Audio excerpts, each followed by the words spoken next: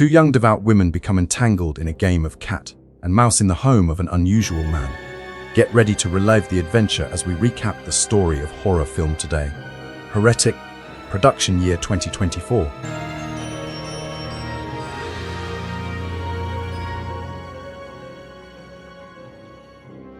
The movie starts with two Mormon missionaries, Sister Barnes and Sister Paxton, who are seated and talking about pornography as Paxton recently viewed a video and felt sympathy for the actress involved. They wander through the town attempting to speak with others for conversion. On the street, they notice some teenage girls who play a cruel joke on Paxton by yanking down her skirt to check if she possesses magic underwear. Paxton discusses with Barnes how individuals ridicule their faith, yet Barnes appears relatively unfazed by it. As the rain begins to pour, the women reach the residence of an Englishman called Mr. Reed. They begin to talk about their business with him, and he welcomes them in. They only consent when he mentions that his wife is inside the house, as another female needs to be there for them to gain entry. Reed informs them that his spouse is making a blueberry pie. Reed gathers the girls and discusses topics like religion, having explored Mormonism himself, and possessing a copy of the Book of Mormon by Joseph Smith. Additional subjects covered involve Sister Barnes's father's death due to ALS, and the specific exclusion of discussions about Taco Bell. The atmosphere becomes subtly strained when Reed remarks on Barnes's father and the essence of their faith, just before leaving the room. Barnes then glances at the candle that Reed set on the table, which emanates the scent of blueberry pie.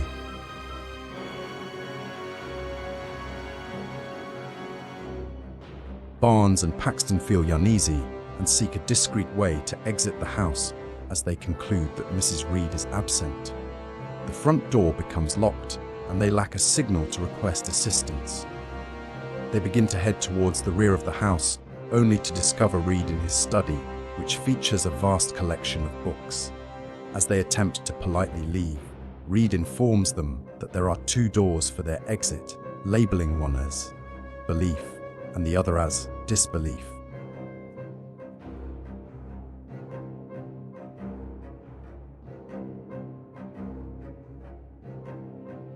Reed then seems to retrieve something ominous, only for it to be an original edition of the Monopoly board game.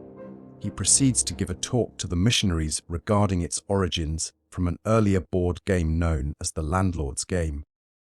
Reed additionally relates this to the track, The Air That I Breathe, by the Hollies, which Barnes and Paxton asserted they had not heard prior to that evening, yet he recognizes that they are acquainted with the song, Creep, by Radiohead, as it incorporated aspects from the earlier song.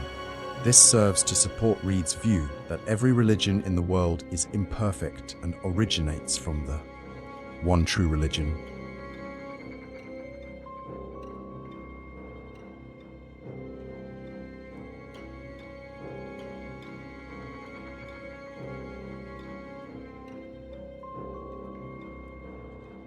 He allows the missionaries another opportunity to enter through the doors, depending on their genuine faith in God.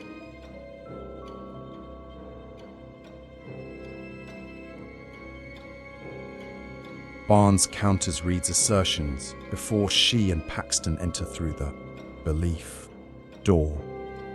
The door takes Barnes and Paxton into an underground dungeon that has no escape.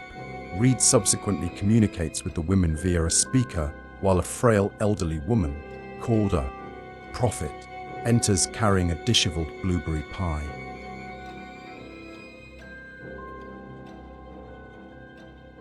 Reed tells Barnes and Paxton that they are on the verge of experiencing a miracle.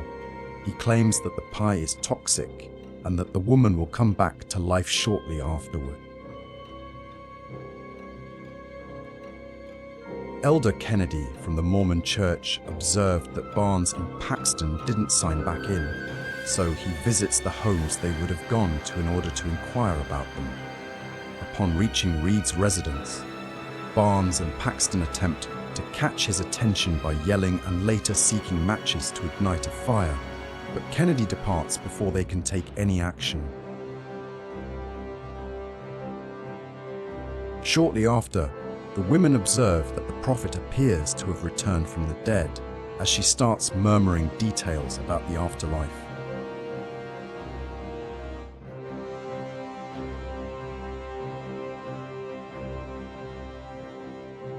Reed descends into the dungeon to gloat about the miracle, claiming he will sacrifice one of them and restore them, but Barnes states she is aware that this was not a miracle. She explains to Reed why she and Paxton avoid discussing Taco Bell, as Barnes had been clinically dead following an E. coli infection, and her experience close to death resembled what the prophet described.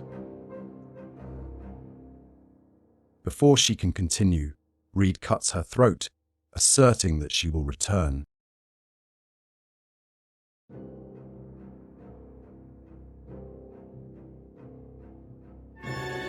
After several minutes, Reed concludes that Barnes cannot be revived. He slices her arm and discovers a metal pin within, asserting it is a microchip and that Sister Barnes was allegedly never real, nor is any part of Paxton's reality.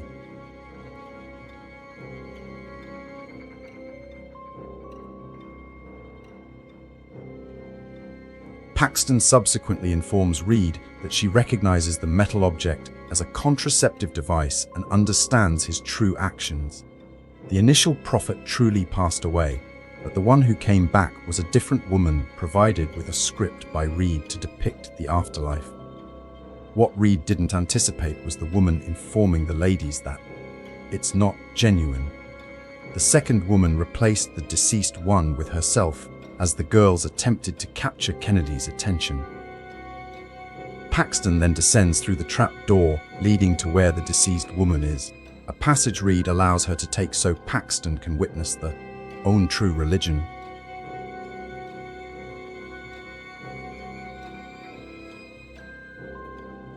Paxton discovers numerous other women trapped in cages and concludes that, in Reed's perspective, the whole true religion is domination, particularly since he attempted to take their own lives while convincing them it was their own choice.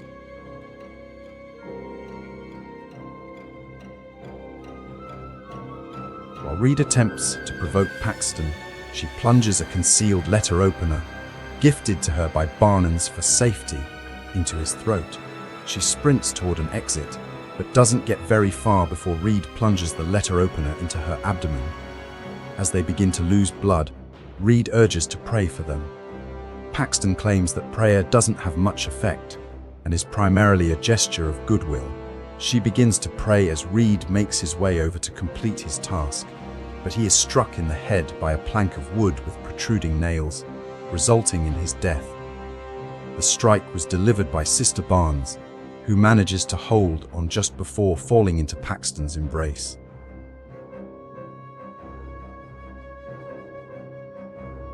Paxton ultimately discovers a window to flee through as morning arrives and the storm has subsided. She observes a butterfly settle on her hand, having previously mentioned her desire to return as one in her next life. Paxton glances elsewhere for a moment, and the butterfly vanishes. And showing this story ends here. Appreciate a subscribe, and please remember to like. Thanks for watching.